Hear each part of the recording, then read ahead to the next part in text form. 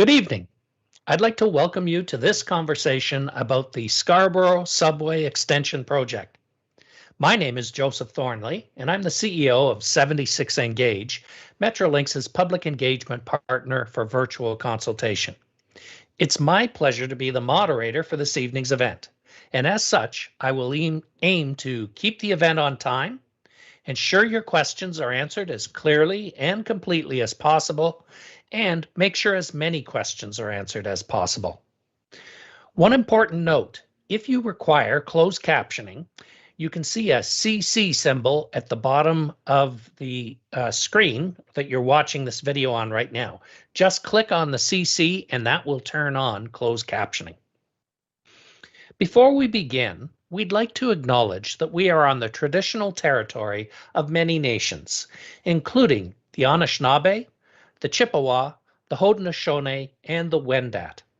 The project that we are discussing today traverses the treaty lands of the Mississaugas of the Credit First Nation and the Williams Treaties territories. We honor, recognize, and respect these nations as the traditional stewards of the lands and waters on which we meet today. We acknowledge that Metrolinx operates on these lands and has a responsibility to work with the original keepers of this territory and the many diverse Indigenous peoples living here today. We've scheduled this evening's meeting to last about 1 hour. We'll start with a presentation from the Metrolinx team, and then we'll take as many questions as possible. Now, questions have already been submitted using the Q&A widget immediately under the video window. I'd encourage you to take a minute to scroll through the questions already submitted, and if you see something that reflects your interest, upvote it. This will raise it higher on the list of questions, and hopefully we'll get through as many questions as we can during the live meeting. Of course, you can always add questions if you have an interest that is not already reflected in an existing question. And even if we don't make it to answer your question during the available time tonight, Metrolinx will endeavor to provide written answers to the questions right here on the page that you're on right now. So bookmark this page, you can come back to it, and you will see both the presentation that you're about to see will be recorded, the presentation materials, and the Q&A as well.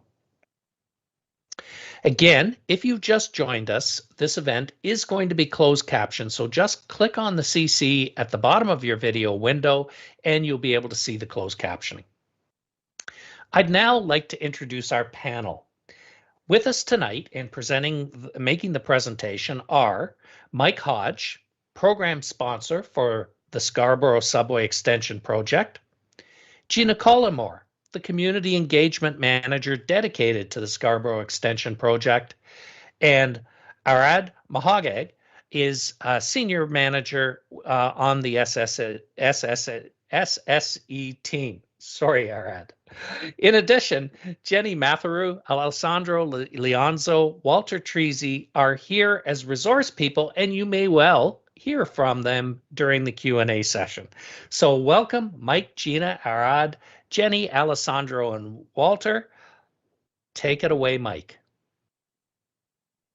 Thank you so much, Joseph, and welcome everybody to tonight's meeting. We're happy to have you here and happy to share some updates on the Scarborough Subway Extension Project with you. As we always start meetings at Metrolinx, both internally among ourselves and also whenever we meet with external parties, including the general public, we like to have a safety moment. And really these safety moments were first used on construction sites where it makes a lot of obvious sense to review the work that's being undertaken and to share any lessons learned or safety tips and just general awareness of safety hazards on the job site. We've extended that practice into our meetings, and for those of us who work from home and may never even step foot on a construction site, it still has just as much importance to help us remind each other about safe practices and being safe in our work and safe at home as well. So the safety moment I am going to share with everybody tonight is about Lyme disease and black-legged ticks, which are the type of tick that carries the Lyme disease bacteria and are actually found all over Toronto, including throughout the Scarborough area. And the best way to avoid getting a bite from a tick is to always wear long pants and long sleeves whenever you're working in long grass, or if you're walking in a forest, or if you happen to have lots of long weeds or grass anywhere near your legs or arms, because ticks don't fly, but they do happen to land on you or jump from grass onto your legs or arms and anywhere else on your body. So important to wear long pants and long sleeves. Light colored clothing may help keep ticks off you and makes them easier to spot when they do land on you. And you can also use chemical repellents such as DEET, and that's another way to help keep ticks off yourself. If you do find a tick on your body, it's really important to remove it within 24 hours. It takes a long time for that Lyme disease bacteria to be transmitted from the tick onto a person or into the person's system. So you do have plenty of time to remove it, but it's important that you do so. So if you're out hiking, or if you're working in your garden where you do have lots of longer grass or longer weeds, it's always important to check yourself and your children and other loved ones and your pets as well for ticks that may have landed on you. So that's my safety moment. Please have tick awareness when you're working in the garden, out for walks or hikes, or if you're vacationing or spending time anywhere across Ontario, there is a risk. So thank you. And thanks for bringing up the first slide. So I will walk you through a couple of slides, and then I'll hand it over to Georgina for a couple as well. So I'll just provide an overview of the Scarborough subway extension. It's going to provide seamless rapid transit travel between Scarborough and the downtown core. It's going to improve access to transit for area Scarborough residents. It's going to reduce your daily travel times for commuters, and it's also going to create job opportunities. As part of the project, we're building 3 stations, and you can see those on the map on the right-hand side of the slide. There will be a future station at Lawrence and McCowan, a station at Scarborough Centre on McCowan, and a station at Shepherd and McCowan. There will be connections to other transit by way of this extension, the Stouffville GO train line at Kennedy Station. There will be a future Durham Region bus rapid transit line that will serve Scarborough Centre Station, as well as the future Eglinton Crosstown LRT at Kennedy Station. And each of the subway stations will also have a bus terminal for bus connections. The approximate length of the extension is 7.8 kilometers. We expect over 100,000 daily boardings at the 3 stations combined, and 38,000 more people will be within walking distance to rapid transit. We also expect more than 34,000 jobs within a 10-minute walk from one of the new stations, and the overall cost to build the project is estimated at approximately $5.5 billion, and we plan to open it by 2029-2030. If you could move on to the next slide, please.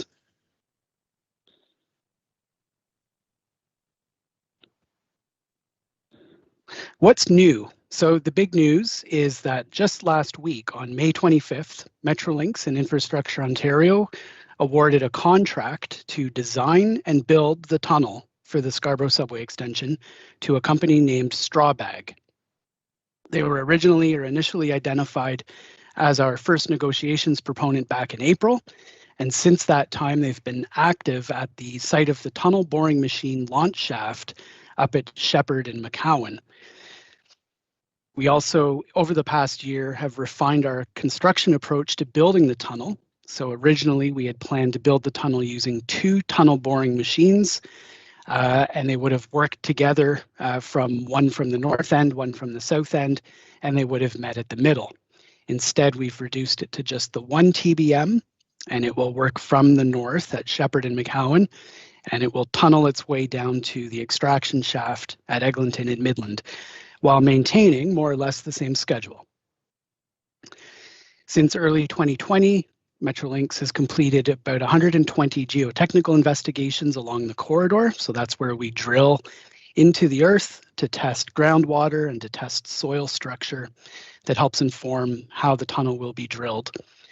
And we've also been doing a lot of preparatory work, such as utility relocations and surveying and environmental studies. Strawbag, which is the contractor that will be building the tunnel, is actually a consortium made up of the main company, Strawbag, which is responsible for the construction of the tunnel. It is also partnered up with Arup Canada and Brian Isherwood and Associates for the design of the tunnel works. And the financial advisor is again Strawbag. And we can move on to the next slide, and Georgina will walk you through this one. Thank you, Mike. So as everybody is probably likely aware, Metrolinx started public consultation on the project just over a year ago. Back in March of 2020, we held 2 public meetings with the release of the business case. Since then, COVID has kind of taken over, and we've had to transition a lot of our meetings, or most of them, to online into a format such as this. So since then, we've had 3 virtual open houses. This is our 4th. And the themes have been kind of varied, where we reintroduced the project early on this year, and then had 2 follow-up meetings that were really focused on property impacts and mitigation to any property impacts. Tonight, we're really providing, again, another update on where we are with the project. We're providing construction updates as well, so people are aware of where we are and what our next steps are. Something that we will also be launching in the coming months and in weeks is our community liaison committees. We really want to hear back from the communities, the different impacts that this project will have on them and how we can mitigate those impacts. In these focus groups, we can really break down the issues and talk about what issues are most important to the communities that we're going to be impacting. So that's something that we will likely, again, begin developing in the next few weeks and months, I would say.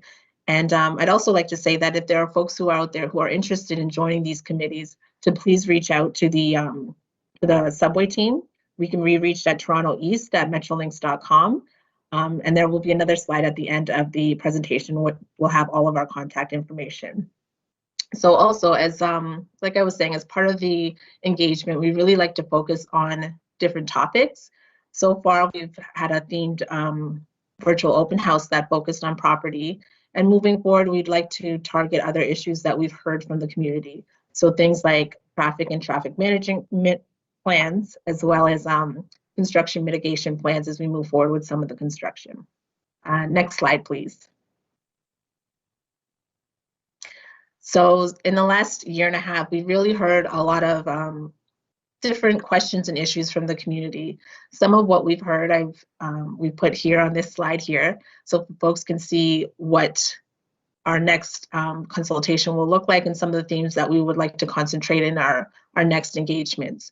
So some of these things, of course, include minimizing the construction impacts when construction does start, and also just protecting the different the wetlands, the rivers, and the environment. So overall protection of the environment to ensure that we're mitigating as we work through the construction of the extension, as well as also ensuring that we make sure there are accommodations for pedestrians and cyclists at the different station locations. And of course, mitigating noise and vibration, not only during construction, but as well as once we begin operation of the project. Thank you. I'm going to kick it back over to Mike for the next few slides. Thank you. Thanks, Georgina. I'm going to talk a little bit about some of the construction of the tunnel and of the future stations. So the way we've designed the building of the subway extension is to build it out using 2 different major contracts. So the first one I've already spoken about a little bit with Strawbag. So they're building only the tunnel, and that's just their construction work is limited to the tunnel itself. The second contract will be for the station, the rail, and the systems. And we've talked about the launch shaft already up at Shepherd and McCowan, and the extraction shaft at Eglinton and Midland. So this is where the tunnel boring machine will be inserted into the ground for tunnel drilling, and then later extracted at the end. And in advance of that tunnel boring machine doing its work, there will be some work along the corridor itself. primarily for the construction of head walls, which are temporary concrete walls that we put in the ground that allow the tunnel boring machine to drill through, and thus creating the wall of the station or of the emergency exit buildings, which are also located along the corridor and used in the event of emergencies for evacuating the tunnel. The other contract, as I mentioned, Stations, Rail and Systems, will be issued later this year for a contractor to bring on board who will do the design and building work, including fitting out the tunnel itself, installing systems, communications, signals, as well as the rail itself. But our focus right now is on the tunnel. So next slide, please, Dan. Up at Shepherd and McCowan, we have the mobilization of the straw bag contractor to the site. And so the first thing they've been doing up there is making preparations to build the launch shaft for the tunnel boring machine, or the TBM. So crews have been out on the site for well over a month doing a demolition, doing grading, and just generally making the grounds level and safe and clear so that they can begin the heavier excavation works. The next slide, please. And construction of the TBM launch shaft has already begun. So the demolition, the site grading and clearance work has already started. And the TBM itself is expected to begin the tunneling work next spring. And in between that time, the TBM will be delivered to the site, and it'll be a very large machine. And some of the pictures here give you a sense. The picture on the right is of the TBM that was used on Eglinton Crosstown. The tunnel boring machine being used on Scarborough is much bigger than the one you see in the picture here. So it will be a fairly large machine that gets assembled up at Shepherd and McCowan. On the next slide, we just have a little bit more information about the TBM itself. It will operate at depths of up to 35 meters underground. It will work 24 hours a day, 7 days a week, and it moves very slowly relative to what we see above ground. So it will move at only about 10 meters a day. And the TBM moves forward, drilling the tunnel and at the same time installing what we call precast segment tunnel liners. And you can see a picture of those on the right-hand side of this slide. They're essentially segments of concrete that will form the tunnel itself. And so it's a multi-process machine. So it drills the tunnel and also installs these concrete tunnel liners behind it as it moves forward. We can move to the next slide. So this slide here, I'll just talk a little bit about noise and vibration mitigation during future subway operations. We also have noise and vibration mitigation during construction. We'll be taking advantage of some of the latest technology being used around the world in terms of building subways and underground transit in order for us to stay within very tight noise and vibration standards. And just a few of those techniques that we'll be using on the Scarborough subway extension are resiliently supported rail ties, where we have a rubber or elastic pad underneath the concrete where the track is connected to the track bed. We'll be using very high-performing rail fasteners that keep the track in place and prevent vibration and movement, which is often a cause of noise during train operations. And we'll also have rubber rail dampers, which attach to the rails themselves and help to absorb a lot of the vibration caused by the train passing on the rails. And we will, of course, work with the community and through the regular engagements that we do to keep you updated as to the different techniques that we plan to use and provide more information as it becomes available. The next slide is just a timeline slide that gives people a sense of where we're at on the project. We are on the first orange circle, spring 2021, where we have awarded that advanced tunnel contract. Construction work has begun. And later summer, fall 2021, we plan to begin the procurement for the Stations, Rail and Systems contract. And the station's work itself doesn't begin until spring 2023. So for the next, more than the next couple of years, we'll be building the tunnel, but that station contract will begin to kick in 2023 as well. And as I said earlier, the in-service date is scheduled for 2029, 2030.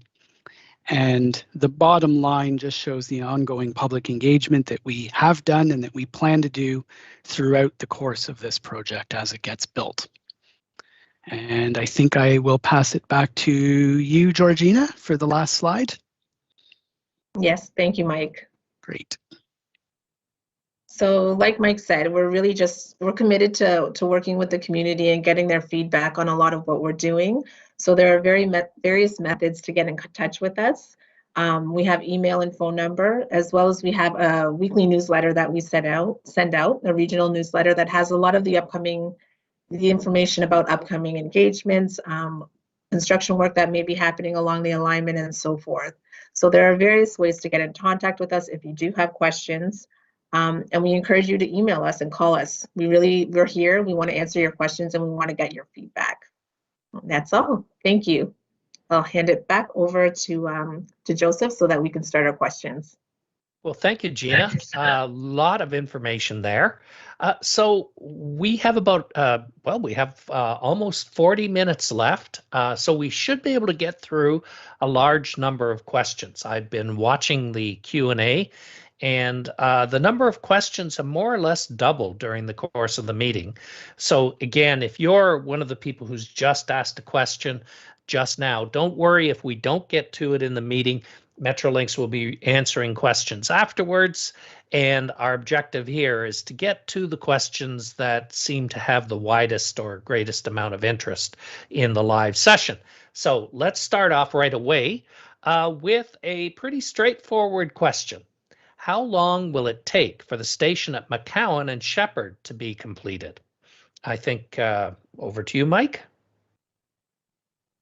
I think I might actually pass this one over to Arad, who is our construction expert and in charge of those sorts of details, and he'll have a good answer for that. Thanks, Mike. So the construction itself will start sometime 2024, 2023, and will continue on till revenue service date. That's anticipated to be 2029, 2030. But the actual construction of the launch shaft itself will begin this year, and it already has with the demolition, as Mike mentioned earlier.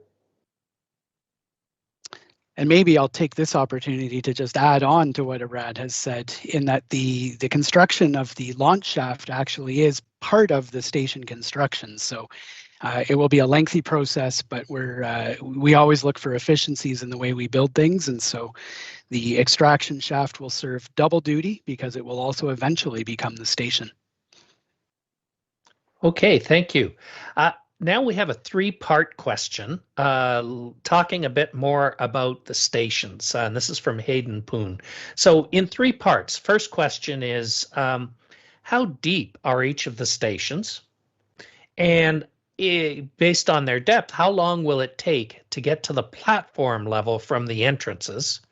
And then finally, how far along is the subway station design? Like 0%, 30%, so on and so forth. So the depth of the stations, the time it'll take to get to the platform level, and then how far advanced are you in your station design? Who wants to take that? I will start off by saying I'll answer the station design question. We are still very, very early in the station design. There's a lot of disciplines involved in designing a station. So there's the actual architecture of the station itself and the layout of the platforms and all of the rooms that support the operation of a subway system. But there's also, there's electrical work that needs to be designed, and there's mechanical work and plumbing and ventilation that needs to be designed as well. So the overall station design process is still very, very early on, and we don't have a whole lot to share at this point in terms of what that looks like. It's coming along, and we look forward to sharing that in the future. But I'd say I don't want to place a number on it, but it's still very, very early in the stage, so in the lower single-digit percentages. And maybe I can pass it over to Arad to help answer the station depth. Well, Yeah, so the depth of the station varies from location to location, but it averages between 28 meters to 35 meters deep. Lawrence Station, or the station at Lawrence and McCowan, is the deepest one at 35 meters, approximately below grade. To answer the second part of the question in terms of the travel time from concourse or from entrance down to the platform level, it really varies depending on the design itself. And as Mike said, we're in the early stage of the design, but the means of getting down will be a combination of stairs, escalators, and elevators to meet the required timing. Okay, so as you go through it, the time that it would take me to get down to the platform is based upon the design you ultimately select, and you still can't say what you're aiming for in terms of design for me as a daily for time as a daily commuter. That'll be coming later. Correct. So there's different targets that need to be met depending on the depth of the station, and those are all a function of the design exercise that we have to undertake. Okay, thank you. So we have another question from Moise Devon. Can you please give an overview of the transit solutions being considered when the SRT shuts down and the SSE opens? So what's going to be happening in that meantime for me to get downtown? How do I do that? So the TTC is the one who operates the SRT, and they're the ones who are also developing a plan for what they intend to do when the SRT shuts down. And so maybe what I'll do is I'll ask my colleague Jenny Massaru to sort of expand on that a little bit and explain what the TTC is looking at. And I'll just be clear that it is the TTC who's working on solutions, and we are working closely with the TTC on that. But over to Jenny. Thanks, Mike. Can everybody hear me okay? Oh, okay. We sure can. Okay, excellent. So as Mike mentioned, the TTC is looking at options. They did share publicly as part of a report that they brought to their board that the SRT will be closing in 2023, and they are investigating a number of options. And right now they are going through that exercise, and we are working very closely with them to make sure that our efforts are being coordinated. They have informed us that they are going to be doing some public consultation. So I'm just sharing that they will be engaging the public on some options starting in June. And so their plans really involve a couple of different options. Either it's going to be bus replacement service, and they will be engaging the public soon on that. So more to come in a couple of weeks. Thank you, Jenny. And if I wanted information on that other consultation, would I go to the TTC site, or will I see it here? No, so yes, so the TTC's website will contain all of that information, and their board report, which outlined the options, is also on their website. It was delivered in February, so if anybody has any, is curious, the options are shared there. Okay, thank you very much. So coming back to the stations for a second, we have a question about architecture plan drawings. Are there some types of drawings, visualizations, anything that a member of the public could see at this stage for the 3 stations? And if so, where could I find them? So I know that that's the really exciting part, or one of the most exciting parts about building this Scarborough subway extension, but we're not quite there yet. As I was saying, design is still at the very early stage, and most of the drawings that we have at this point are too early to share with the public, and also don't really provide a fair representation of what the station would look like. They're very technically oriented and deal with a lot of systems and some of the other disciplines involved beyond just the architecture. So I know that's an exciting thing that people are looking forward to, and we can't wait to be able to share some of that work later on, but it won't be for some time. As I said, the tunnel is really our main focus right now, as we still are in the early stages of developing station design. So not quite yet, but there will come a time in the future when we are excited to engage the community on that. Okay, thank you for that. And I think you'll be doing more meetings and presentations over time. And if I came on here and had signed up for the newsletter or signed up to be told about that in the future, I think, Gina, I'd know when that material was available. You'd be telling me so that I could review it. Yes, absolutely. Okay, excellent. Thank you. So let's stay with the station structure, but a bit about timing of construction. I think if I heard you correctly, and the question goes in this direction, that tunnel is coming first and stations will be built towards the end, more or less delivered at the time of opening. The question here, I think, is from someone wondering about whether there's a chance to accelerate the project. And the question is, why can't the station structure be built while the tunnel boring machine is working? So I can start that off by saying we're looking into means of accelerating the schedule, but a lot of that has to do with the TBM passing through first because of the sequence and the logic behind the construction of the station, and the fact that you have to break into what's called the precast tunnel liners. Through that, the dates we mentioned earlier, a lot of that includes preparatory works and early works that will take place ahead of the station construction, and that's accounting for meeting the revenue service date that was mentioned earlier. Okay, thank you very much for that. Here's a question about parking and drop-off stations at spots at the stations. At this time, what are your plans for parking and also drop-off places for people who are either leaving their cars or dropping off family members or others? So our plan is to provide what we call a passenger pickup and drop-off facility. It's not an easy acronym to say out loud, but it's PAPUDO is how we refer to it. But it's a passenger drop-off and pickup facility. So we plan to build one of those at the station that will be located at Shepherd and McCowan, which is the terminal station or the last station on the line. And that's typically where those types of facilities are located. So not usually in line at stations along the system, but typically only at the end. And so that's where we plan to build the passenger pickup and drop-off facility. Okay, so for me, if I'm with other stations, I'm either coming on transit or traveling by foot. The expectation is not that there will be new above ground or below ground parking garages or anything of that sort adjacent to the stations. Yeah, thanks for clarifying that, Joseph. No, so there won't be any, surface or structured or underground parking for that matter that's provided for the subway system. It will be, as you said, by bus, by foot, or other means, bike, and so on. Okay, thank you very much for that. So Lawrence and McCowan, the construction at that intersection, when will that start and will it affect the hospital?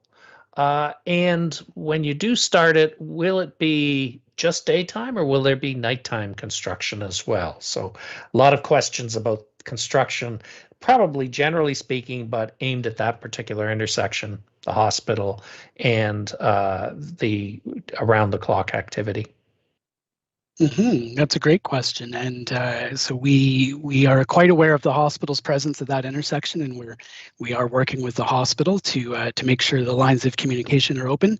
And I'm not sure if Arad probably is the best person to talk about schedule. I know there will be some head wall construction, but then more significantly, there will be station construction at a later date. So maybe we can look at both of those. Yeah, so the head wall construction will begin sometime next year, and that'll be both north and south of the intersection on Lawrence and McCowan. But as Mike said, we will be doing coordination with the hospital to mitigate any impacts of their operations and maintain access to their loading docks, which is critical for them.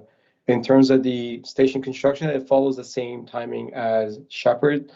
It's sometime, as I mentioned earlier, 2023, 2024, and will continue on until revenue service. And I'll just add on to what Arad had said there. He mentioned protecting the hospital's loading docks, and he said that because the station is located close to the loading dock entrance. But it goes without saying that we will absolutely also be protecting the main entrance to the hospital, and in particular the emergency department. So ambulance access and anybody needing emergency medical services at the hospital will absolutely always be able to access those services, and that's very key for us to maintain that and work with the hospital to ensure those plans are in place. Thank you for that answer and that clarification. A question about the station at Shepherd Avenue. Is it going to have provision for a future LRT connection running east from the station? Maybe Jenny can take that answer on. Jenny, I believe you're on mute. Okay, so yes, so we are designing our station at Shepherd and McCowan to not preclude any future extensions, either going north or going west. So we are definitely we are definitely protecting for that ability in the future. Yes. Okay, thank you for that. That's crisp and clear. The stations themselves, are you planning for any development above the station buildings? So as I'll start with this, we do have the province of Ontario has a transit-oriented communities program, and so as we work through the station design, that is something that we are considering. Again, we're so early in the process that we don't really have much we can say at this point about what that might look like. But as we design the station and the bus terminals and all of the other facilities at the station sites, we are bearing in mind that there may be future development opportunities, and we're doing everything that we can to protect those and to make sure that future development is a possibility, as that's an important program to the province. And it's an important program for Metrolinx because it does provide development opportunities at our transit stations. So that's something that we do think of. Okay, thank you. And can I just ask, is there going to be an opportunity for public input regarding that aspect of the station design and the impact on the communities? Have you had some meetings already, or will you be planning some after later in the process? Yep, that'll come later in the process. We again haven't had any meetings on that to date, only because of where we're at in the design process and our focus on getting the tunnel started and the tunnel built. So all of that is to come, but no, nothing has been held to date on that. It's still a little bit early in the process. Okay, we're going to switch to the end of the process and the passenger experience, what you're actually building. Will there be any kind of platform screen doors on the Scarborough subway extension, open platforms, or some kind of closing, opening doors that will keep passengers back from the tracks? Go for it, Arad. Perfect, thank you. So for our opening day, there won't be any platform edge doors, but our design provisions for platform edge doors, and they'll be installed once the existing blower down foot line is retrofitted. Okay. And can I just ask, because I'm not aware, are there plans for retrofitting the existing blower line? The public plans? I'll defer to Mike. Yeah, so the TTC is very much planning for that sort of work, and it's important that we work closely with the TTC on something like that because of the system type nature of something like platform edge doors. We need to make sure that the same system is interoperable across the entire line 2. And so we work closely with TTC on elements of the system like that, because it's, as I said, it's really important that we work on a network basis we can't do something independent of the TTC, and so we're working closely on what, as Arad said, future provisions we might do to allow for that future installation to happen without as much retro work needing to be done. So it's certainly on our list of things that we're trying to incorporate, and we will do what we can to support the installation at a later date.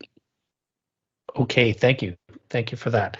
The Kennedy station. Have we talked? Yeah, Kennedy. Let's talk about Kennedy. Is it going to need to be closed at any time during construction?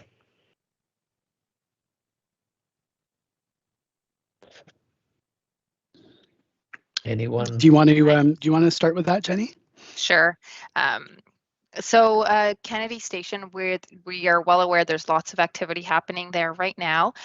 We are working very closely with TTC and coordinating design efforts and construction work that's planned to sequence activity in such a way that the station remains operable at all times.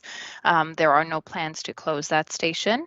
As I've said, we are trying our best, and we are coordinating efforts to make sure that service remains. Okay, thank you. I like the trying your best. That goes a long way. So with the Scarborough station, center station being located along McCowan, will there be a new pathway to the Scarborough Town Center, a pedestrian pathway? So that's a great question, and that's something that we'll be looking at as we do evolve the design of that station and the other stations as well. How people access the subway stations is pretty critical for us, because we want people to be able to find the station easily, be able to access it, clear of any impediments or obstructions. And things like where the entrances are is one of the things that we're looking at now. And that's something that we'll be able to share again in the future when we do some more consultation on station design, station layout, and where those entrances are and how people access them. Okay, thank you.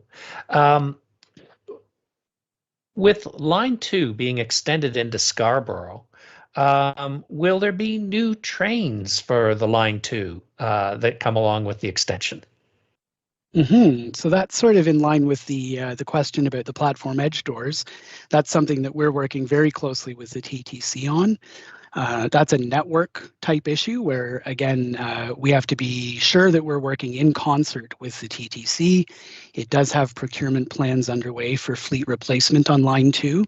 It's just part of its normal planning cycle and life cycle of those trains that need to be replaced. So that's something that we're working very closely with the TTC on to make sure that Line 2 can be properly serviced with trains in the future. Okay, thank you. What's the expected duration of the construction, and how many jobs will be created over the project's life cycle? This has just been asked during the session itself, and I think this is a big project. What does it mean for the local economy, for the trades and admin? Do you have any projections or numbers that you've outlined so far on that? So I don't know if we have any numbers handy that I can share tonight. I think that's something that we can certainly do a follow-up answer on when we do the written answers to questions. But we do have some of those calculations, because there's the actual construction jobs that are created through the contract and the actual people doing the physical construction work, but there's also spin-off effects in the economy. So the people involved in the supply chain of materials, delivering the materials, there's quite a ripple effect of large construction works like this. So that's something I think we'll have to get back with a few more details at a later date. The expected duration of overall construction, since construction has started already this spring, and we expect to open in 2029, 2030. I haven't done the actual counting out on my fingers, but I think that's at least 9 years worth of construction in total. So from as of today until the subway opens, we will be in some form of construction somewhere along the corridor. Okay, thank you. Thank you for that.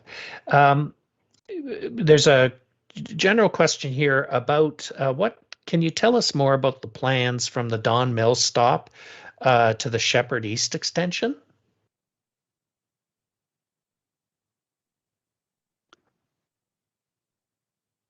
I'm going to assume that may be in, I'm not sure, but if that's in reference to the Shepherd East extension and the Don Mills location. So there, I mean, we're building the Scarborough subway extension. We are providing for that connection at Shepherd and McCowan.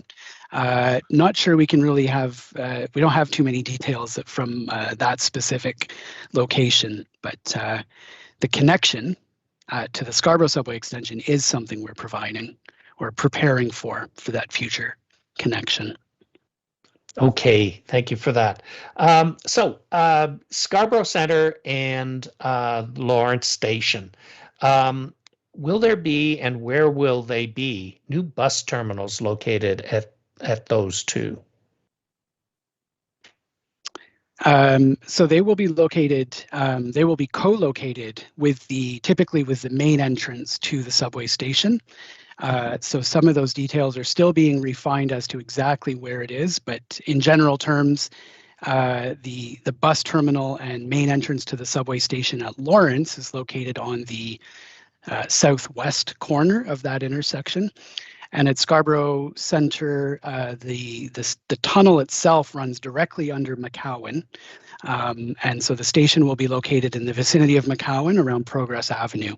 And so those bus terminals will be co-located with the main entrance to the station, because one of the factors that we consider when designing is to ensure there's an efficient transfer from bus passengers right down to the subway platform.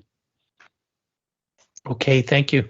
Now, the impact of construction and operation on the environment is something that many people ask about as you're laying out these plans. And the SSE is going to be crossing Highland Creek. Do you have any sense of the impact of construction, and are you planning any mitigation measures? Is that something you want to maybe kick off, Arad? Yep. So there's two locations. The project crosses Highland Creek. One is through the tunnels north of Lawrence. So that's strictly a tunneling underpass. There shouldn't be any impacts to Highland Creek itself. And there's a crossing that will be done as part of the station's rail and systems contract north of Shepherd Avenue. And we are looking into different methodologies to minimize and mitigate a lot of the impact in that area, and that's still underway. But there are ongoing discussions with Toronto Regional Conservation Authority as well as City of Toronto to understand the concerns and address those. Okay, thank you very much. Can you tell us about the expropriation plans along McCowan and Lawrence? Have you identified houses, the properties for expropriation, and what is the extent of that?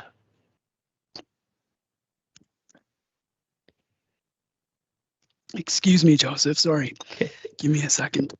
Okay. Yeah, this is a question that I just pulled up, and if I've caught you flat-footed, sorry about that. No, it was the wrong time to cough.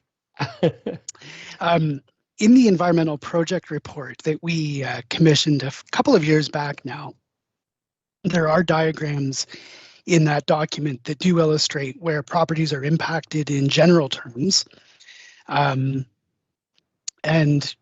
what we do normally is we identify those property owners and we contact them directly. So if you're a property owner in that vicinity, we likely have already reached out and made some contact. There are a few properties that we're still confirming what the exact nature of the impact is. Sometimes, it's a sort of a major impact where a building is affected, but sometimes it's only just a minor temporary easement or maybe a permanent easement, which is where we borrow or maybe acquire completely a small strip of land needed to maybe widen the road or take care of utility relocations. So as we do evolve the design of our stations, we are able to confirm those impacts. And then once those impacts are confirmed, we do reach out to that property owner as soon as possible to inform them and to begin discussions about what that means. And I would just also add on that we don't, while we never start with expropriation, we always reach out to the property owner, and we always attempt to reach an amicable deal, like a willing buyer, willing seller type of arrangement, where we can do it through the use of an agreement. But as a backstop to protect our timelines and our construction schedule, we do need to expropriate sometimes, and there is a process for that. And we do walk property owners through what that means, and often with the help of legal counsel, a lawyer to help provide advice as well to the property owner. But I think that's kind of where I'll leave it for now. But the EPR is a good source of information to get a rough idea of where properties are impacted by the project. And that's posted on our website. Okay. And people affected get a one-to-one communication. Absolutely, yes. Initially by letter mail, and then a follow-up through whatever means are appropriate given the pandemic. We've been doing a lot of virtual meetings, but in somewhat normal times, we're also happy to meet in person. Okay. I wish we weren't doing a virtual meeting now, because I could just reach over and pour you a glass of water. I'm going to have a sip now. Thanks, Joseph. Thanks for soldiering on through that. Earlier, Arid, you had talked about the variations in the depth of stations, and obviously tunnels will be at variable depths. Here's a question from someone who is interested in the McCowan Road corridor. And I believe the question really is about, will residents during the construction have to cope with noise, dust, drilling damage to their properties? How visible and how evident will the tunneling along that corridor be, and what measures can you take to mitigate the effect on nearby residents? So as Mike said earlier on, the TBM's is fairly slow. And as part of the ongoing discussions with Strawback, there will be noise vibration monitoring plans that need to be incorporated throughout the site to monitor for those movements and vibrations throughout the site. And those will all be kept within the allowable tolerances. The depth of the station, the depth of the tunnel is deep enough that a lot of those should not be an issue, but it will be monitored throughout the tunneling process as the TBM progresses, and also behind the TBM for a period of time. Okay. Just to add to that, as Arad said, there's going to be a noise and vibration and a monitoring plan that we develop with Strawbag, and this will help us to make sure that, like he said, that we get we hear from the community, and we put mitigation in place in order to ensure that it's not too much of an issue.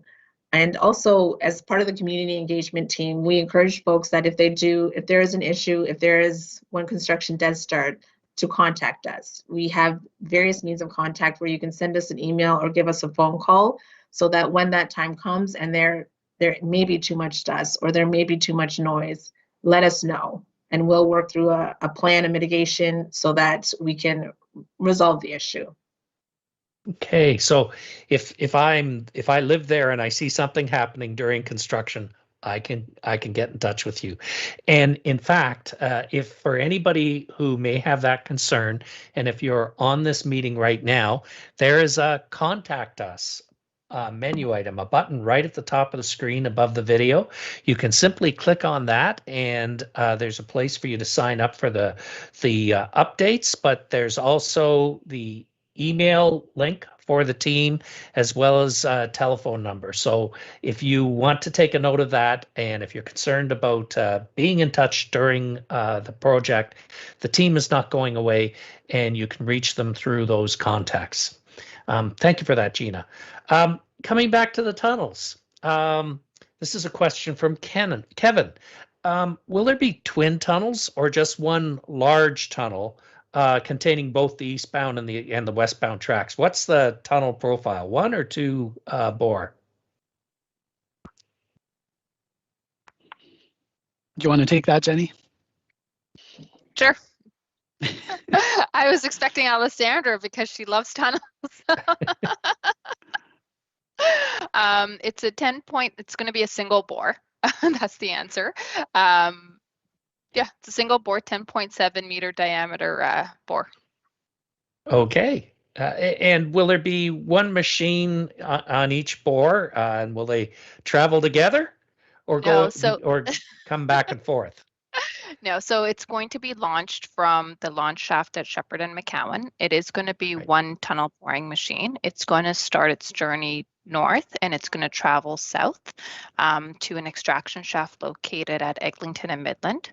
Originally, there were plans for there to be 2 tunnel boring machines, and originally there was plans to have a secondary launch shaft, and that's where if there may have been socialization earlier on where one tunnel boring machine was going to start at the north end and then one was going to start at Eglinton and Midland, and they were going to travel one north and one south, and then they were going to be extracted at Lawrence and McCowan, but that's no longer the plan. So it's one TBM and one single bore. Okay, so it goes in one direction, then it hops over and comes back on the second bore and ends up where it started out? Nope. Nope. Okay. It's just the one machine, and it's just going to travel in the one direction. Okay, So it will it'll just come be back. it'll just Gotcha. drill one very large tunnel, large enough for both sets of tracks, which is not something we typically see in Toronto. The existing subway station is typically done using 2 tunnels. Yeah. This will be one very large tunnel, and the TBM just goes down south once and then comes out of the ground and is done. Okay. All right. Okay. Thank you. We have about 5 minutes left. As you're doing this construction, what are the chances, in your estimation, that the construction could cause some communications or electrical outages for the residents as you are down there and encountering existing structures and existing services? So before any major excavation can take place, utility locates have to be called, and each utility owner has to mark the location on the street and within the right of way wherever the locate is called for. So that prevents a lot of striking of the utilities to take place. However, if and when a strike is happened, then utility companies will be able to do emergency repairs at the same time. There will be scheduled outages depending on the utility relocation process that needs to be done at every different location, but that will be communicated to residents and property owners beforehand. Okay, thank you. I think that we have time for 1 or 2 more questions. Here's a question from a resident who lives near McCowan and Shepherd. And is wondering whether it is possible for the construction to complete earlier than forecast as a result of just speeding up, or whether it's choreographed so that it will end at a predictable time, not early. So I guess it's desirable to have it end early if possible. Is that possible? Over to either Arad or maybe Alessandra if she is available to answer. Well, I can take the first stab at it. So the construction at Shepherd and McCowan will start, or has already started, and it will continue on for the duration of the project. Unfortunately, that's one of the main areas that will be overlapping between the tunneling contract as well as the stations and rail and systems contract. Throughout the life of the project, the impact or the magnitude of the works happening at that specific location will vary, and a lot of noise and vibration will be given into consideration in terms of those construction activities. But there will be traffic management that will take place, excavation, piling, and concrete works as well. So the noise and vibration will vary. The duration is for the entire project. Okay, let's squeeze in one more construction question before we end, and that is, when is construction beginning for the Scarborough Town Center area?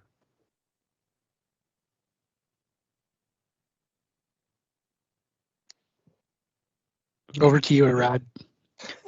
Well, it's the same answer as the other two stations. A lot of the stations will happen at the same time. They will vary by a little bit, but all of them are slated to start in 2023, 2024, and will continue on till revenue service date, which is 2029, 2030.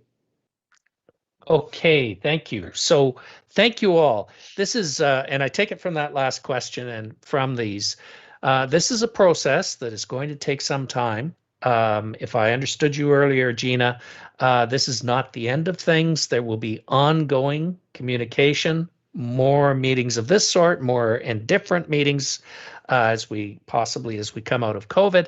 So for everyone who participated tonight, this is not the end. This is just one of a series for you to be heard and to be answered. Of course, we got through a lot of questions, including some that were just placed during the meeting, but we didn't get through others. They will be answered. Your questions will be answered, and you can come back to this site. You can see a recording of the presentation, a video.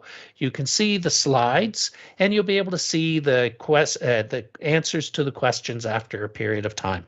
And of course, the contact us is there. You can register to get updates and to get in touch with the Metrolinx team. And thank you. Thank you for coming out to this evening's meeting. Thank you for your time and your interest. Thank you to the Metrolinx people for your answers and for your time as well. And please stay safe, everyone, and have a good evening. Goodbye.